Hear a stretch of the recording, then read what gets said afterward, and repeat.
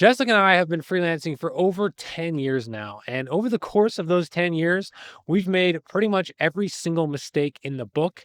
But there are some mistakes that we've made that are way more painful than the others. And so we're going to talk about those extremely painful mistakes today. And hopefully you can avoid making them yourself. All right, so let's just jump right into it. Mistake number one is taking on freelance jobs that are actually employee jobs in disguise. So, Jessica, tell us about that. I've made this mistake so many times where maybe a company reaches out to you and they're like, "Hey, we need a contractor." They use that terminology all the time. We need a contractor to do social media or marketing or whatever it is. And you're like, "Yeah, like I can do that." And as you move through the process, you start to realize, "Oh, this is not a traditional like freelance job. I don't truly have autonomy over my schedule, over deliverables. I'm just being guided around like an employee, but I don't have any of the employee benefits, right?" And so I've had this happen to me multiple times where some of them I'm actually required to be in office, which, let's be honest, right? You are far, far from freelancing territory if they're requiring you to be in office. And then that there were other times where they're treating me like an employee. I truly don't have this like time flexible freedom that should come along with freelancing. Yeah, so I've made this same exact mistake multiple times, and I think a lot of freelancers out there make this same mistake as well. And so here's what happens.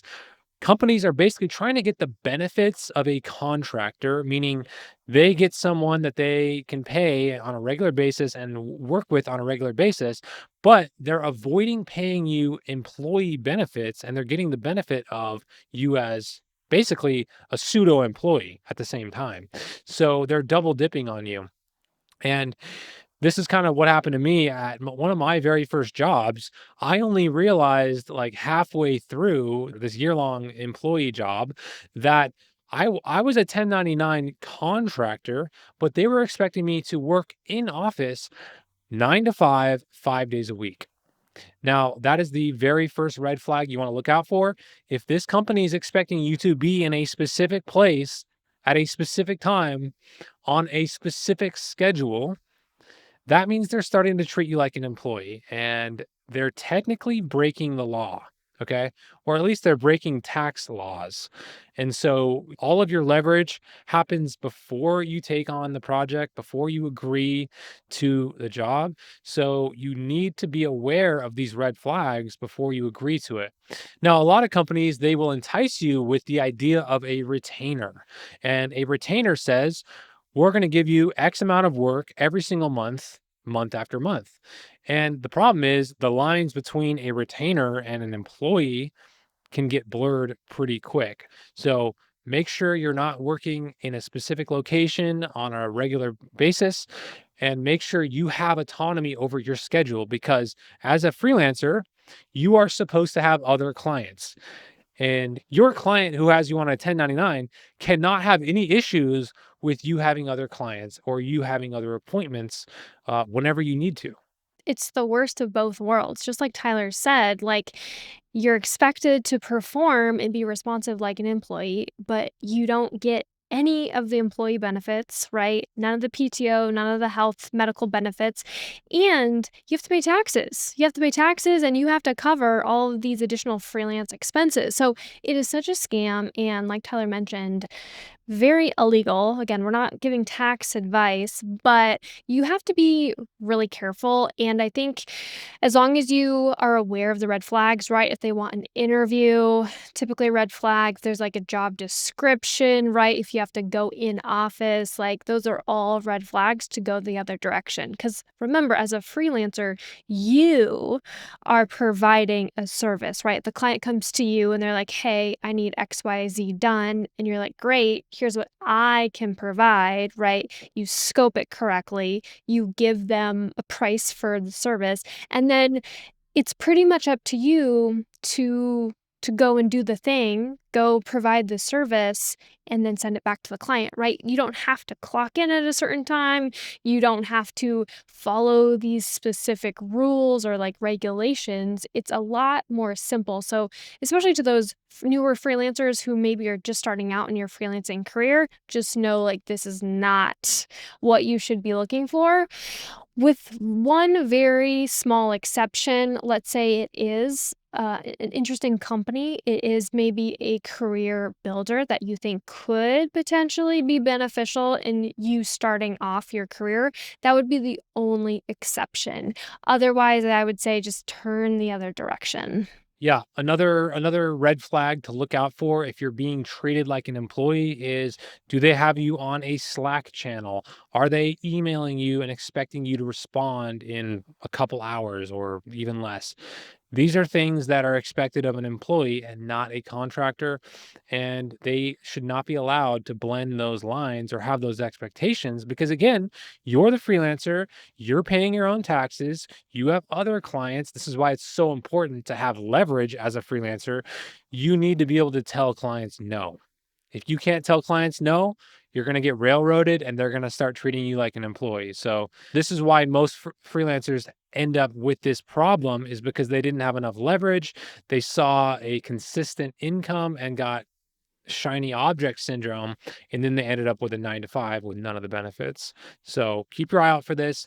You would be shocked at how many giant corporations are actually using this loophole. And a lot of times what they'll do is they'll use an intermediary like a hiring company, and the hiring company is technically the one that's paying you, and they're contracted out with the larger company, and so they have none of the legal issues because they're actually using a intermediary. So if you see an intermediary, a placement agency, or any of that, red flag, red flag, red flag. You should not be working with some sort of placement company. You should be working directly with the company. And just keep your eye out for this one because it's happened to me multiple times, and I don't want it to happen to you. So, Tyler and I obviously want you to thrive. We want you to thrive and to be a successful full time freelancer. And so, if that's the goal, you have to approach your career as a business owner. And so, there's certain things that you should avoid, right? And there's certain things that you should definitely prioritize. So, for example, I always send an agreement. When I'm working with a freelance client, I always have a written agreement that they sign. And I include a couple very intentional, very specific clauses just to make sure my bases are covered. So the first one is I always include a 30-day cancellation notice just to give myself a little bit of notice. If the client wants to cancel, fine, I have a little bit of runway. Secondly, I always have a clause that states once the work is made public, I can put it in my portfolio so that I'm able to build up my portfolio again so I can get more freelancing clients. And then the third clause I always include is something to the effect of they basically can't sue me. Again, I'm not a lawyer, I'm not giving advice, but I'm saying I do have a clause in there that protects me, and I also have business insurance just to be really, really careful and make sure I'm in a really good place. Having an agreement gives me a lot of peace of mind. Yeah, that's a great point. You always want to have a contract when you can. And a lot of times, these fake employee jobs that are, marketed as 1099 contract jobs, they will have NDAs attached. And guess what? Now you're working basically a 9 to 5 and you can't leverage it into your portfolio. So watch out for NDAs, watch out for, employee like expectations. And look, if you need a regular income and you're taking these on because you're trying to support yourself, maybe you're not ready to be a full-time freelancer and you should just get a 9 to 5, get a regular W-9 employee job and get the right job that actually will help you improve your skills and improve your portfolio. And I know for some of you who are just starting out in your freelancing journey, that might sound kind of intimidating to have that conversation of like, hey, this is what I want included in an agreement, or hey, this is my agreement. And I would say don't overthink it. It shows a level of professionalism when you go to the client and say, hey, this is my contract. Let me know if you have questions and or this is what I want included. So don't be afraid to stand your ground and to make sure what you need is included and that you're able to sign it and to get it tucked away just so you have it in your back pocket if things go sideways for some reason. All right, so here's actually one of the most painful mistakes that I've made. There's still a little bit of pain here, so I'm not fully over this yet. But this would be kind of when you're starting out as a freelancer, obviously it's all about getting experience and getting the right experience. And so a lot of times you'll end up in situations where you come into a company or an agency and you're the little guy. You're the guy that's there who's willing to kind of do whatever it takes, willing to help out wherever they need you to help out, just because you want to be around the right things. You want to see how bigger companies operate. You want to see how pros operate. And so that's kind of what I did. There was a small agency in the town that I was in, and I was basically an intern, and I loved it. I was so excited to be there. They were doing really cool projects on a consistent basis. I mean, every single week it seemed like there was an amazing project that they were working on, and I got to be there. I got to, help out with filming or help out with the cameras, and I got to see how like really professional guys in my niche, in my specialty of video production, how they operated. I had reached out to them. I had told them like, "Hey, like, can I just be around you guys? I'll work for a discount." And so I came in as the kid, the young kid who was just trying to get around these people and just trying to be helpful. The problem kind of came up and reared its head after I'd worked for them for a year and a half. I think it might have even been closer to 2 years of consistently working with them. And you get to a point where the value of being around professionals starts to diminish over time. And eventually you want to start making more money with these people because you feel in your mind that you're offering more value over time and as you get more experience. I mean, if you're an employee, that's usually how it works, right? You kind of climb the ranks, you earn a little bit more money year after year. And so I kind of was expecting that progression to happen at this small agency as well. And over time, I realized, oh, they don't see me as someone that is going to progress beyond this initial image that they had of me. So, my lesson here would be get the experience where you can, find opportunities to get around the right people, but don't ever think that it's guaranteed that you're going to be able to progress as that intern forever. And in my case, they saw me as the intern permanently. And it was really painful because there was a point where they had asked me to come in and help. And I said, I'd love to help. I was a freelancer at this point. I had projects on the side, I had clients on the side, my skills were improving. And I told them, look, I'd love to help out, but I need to make this amount of money now. This is what my rates are now. And it was actually a really fair rate that I gave them. I gave them basically a homey discount, but they basically terminated the relationship at that point. They basically said, you know, go out there and keep doing what you do, but we no longer need your services. And this was super painful for me because I had invested 2 years of my life, obviously not 2 years consistently, but over the course of 2 years, I had worked with these people over and over and over again. And I really thought I was going to be able to get to a point where they would start paying me more and I could start becoming a more established member of their team. So that was one of my most painful mistakes was sort of setting myself up emotionally, picturing myself becoming something different in their mind.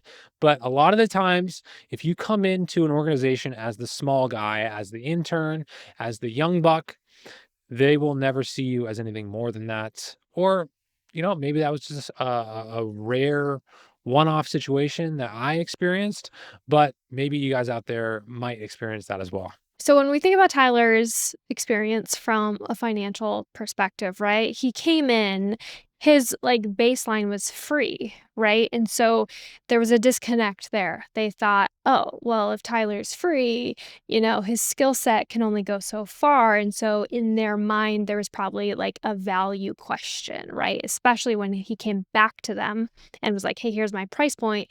Then they had to make a decision. Was it worth it? Was it not? And so I think being able to stand your ground in terms of your price point is very difficult to go from free to whatever that is. To be able to, like, showcase your worth, obviously, it's much easier if you come into a company and it's like, "Hey, this is my rate." They either say yes, they either say no, maybe there's a little bit of negotiation, but there's so much of your value that's wrapped up in price, right? It's a lot of this, like, psychology, it's a little bit of a pricing game, and so just be mindful of that when you are approaching a company and you're like, "Oh, this is a really cool company, like, I would do it for free, or I would discount my services." Just be very mindful. You're also skewing your perception as a professional, as a freelancer. And the other thing I want to add on this is things get a little bit more complicated, right? When there's an agency involved, right? Maybe you're the freelancer, maybe there's an agency, and then the client is on the other side. Well, let's be realistic, right? This agency has to take a cut, right? And so, from my experience working with agencies, sometimes you can have amazing experiences, right? Sometimes you can add more to your portfolio, but I typically have not made that much money when there's an agency involved because they have to take a cut, right? Sometimes they can connect you to a client, to an opportunity you wouldn't otherwise, have connected with, but they usually take a cut. So from my experience, when I work directly with a client, that's when my profit margins are typically much higher. Yeah, I think all of this kind of comes back to obviously the interplay between first impressions, working with an agency, and then just kind of the progression that happens over time. Obviously, as a freelancer, your skills should be improving, your rates should be improving over time.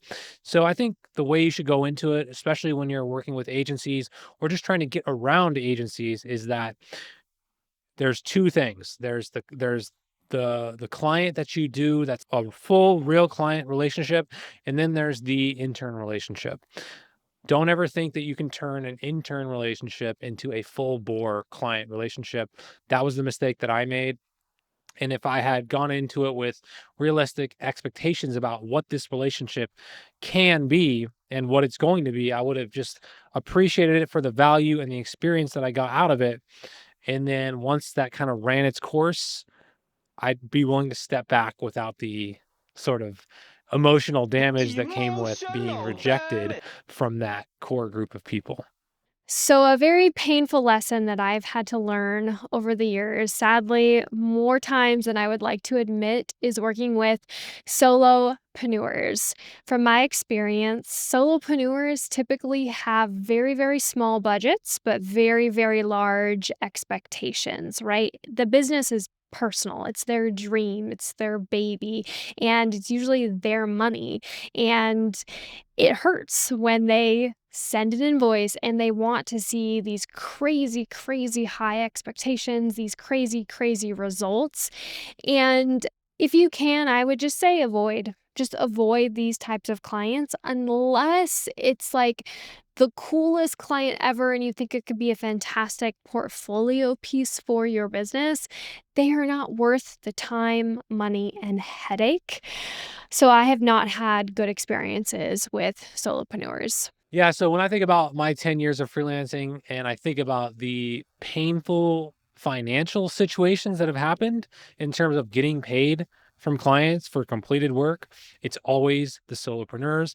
It's always the bootstrapping solopreneurs to be specific. So if you see anyone that is a solopreneur who is bootstrapping their project, if it looks like they don't have any investors and it's all coming out of their own personal bank account, you should run for the hills because I mean, the odds of them not paying your final invoice is actually like shockingly high. I mean, even just last week or a couple months ago, I had a situation where, yeah, they paid my final invoice, but then they asked me to ship out some hard drives. to their editors around the world. They asked me to buy 3 hard drives and then ship all 3 hard drives overnight to their editors who all live in different places. Yeah, sure, no problem. I do that. It takes me, I had to put the hard drive, I had to put the footage on the hard drives, and I had to drive to the store, ship it out. Probably took me 2 hours, 3 hours of my time. And then I send the invoice to get reimbursed for that. It ended up being like 600, $700.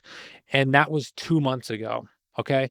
They stopped responding to my texts. They stopped responding to my emails. And now I'm basically screwed out of $700 because they don't want to pay it. And guess what? I have no leverage now because their editors have all the footage. So, I mean, it's just, now I know if someone asks me to ship out hard drives, I'm going to have to ask them to pay me in advance because of these solopreneurs that just screwed me over.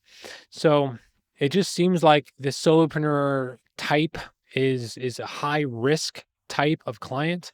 And yes, I've had some amazing solopreneur clients sprinkled throughout, but it's all about risk. And I think it's a high risk situation if you're working with a solopreneur. So there's like two categories of risk here, right? So there's the first category, which is the solopreneur is bootstrapping it. So they're tapping into maybe their savings or maybe some additional funds. You don't know what the runway looks like on those funds. Maybe it's 3 months, maybe it's a year, right? That's a big question mark.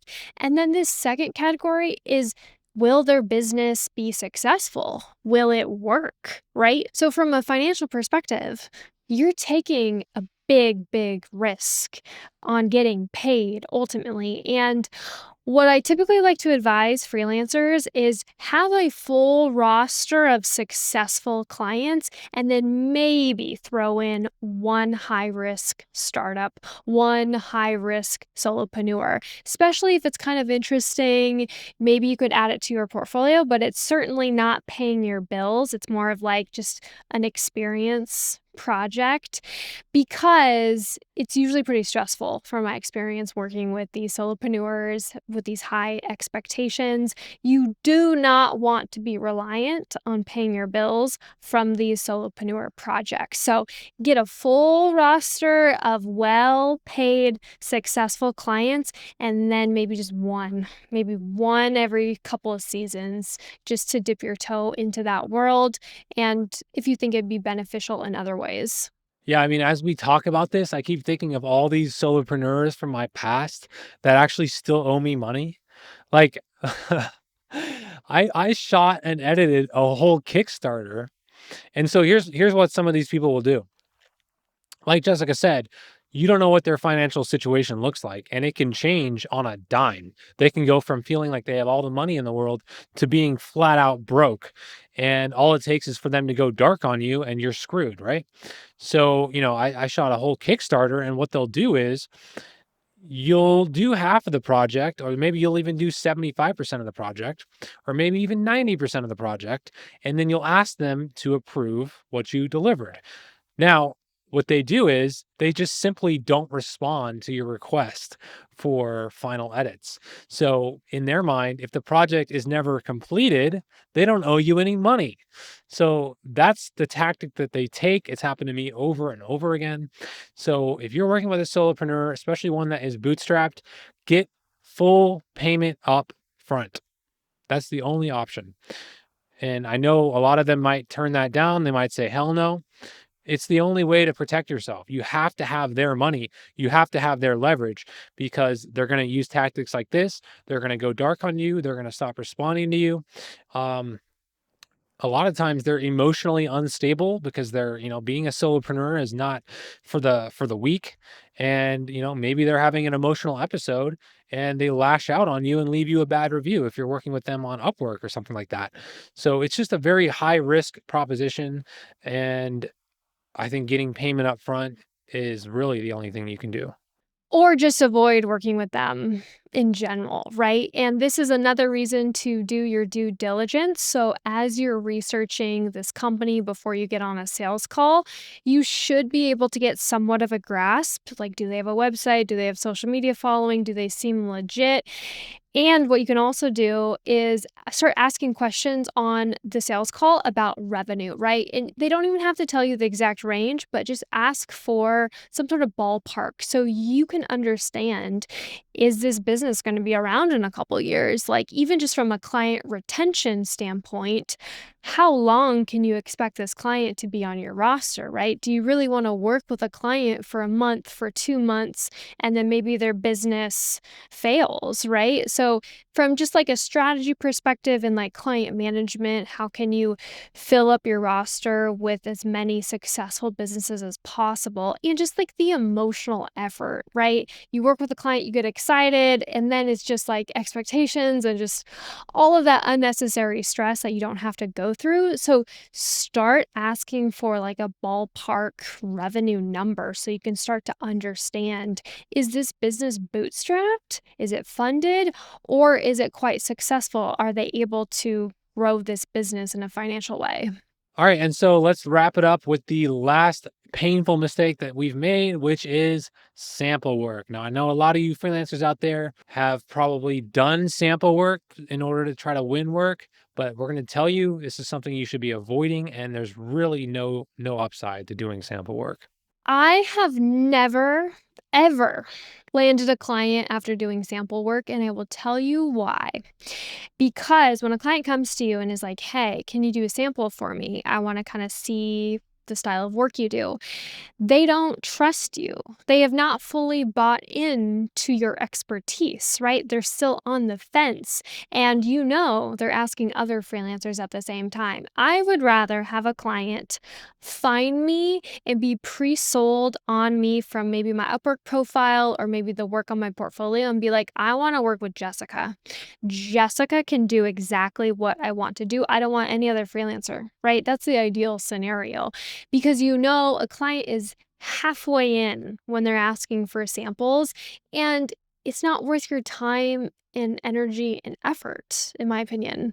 Yeah, I mean, if they're not sold by your portfolio, then that means at this point, if they're asking for sample work, they're just trying to get some free work out of you. That's all there is to it. They're trying to get some ideas. Maybe they'll steal your idea and then hire someone cheaper. I mean, there are so many things that could go wrong with spending your time on sample projects. Just avoid, if they're asking you in the first place, that means they're a low value client. You should run for the hills. And listen, you could even do a trial period with them. I've done that before where we do like a 30-day trial period. They pay me up front. I deliver, I do an exceptional job, and then usually they'll sign on to maybe like a 3-month agreement. So there's nothing wrong with doing like a trial because it requires more commitment. It requires them to be fully bought in enough that they would pay me for at least a month. But again, you don't typically want to be just working with clients, right, for a month. You want long-term clients, right? You want ideally year-long contracts with clients. So a request for sample work from a client is usually a red flag. So again, unless it's an incredible opportunity, unless you see it as a crucial part of your portfolio, I would say just avoid sample work. All right, so those are just a few of the painful mistakes that we've made during our time as freelancers. I'm sure there's tons more that we can cover in future podcasts, but let us know, like, what kind of painful mistakes have you made as a freelancer, and what lessons have you taken away from those that you could help us fellow freelancers avoid making the same mistake. So let us know what you think in the comments, and happy freelancing.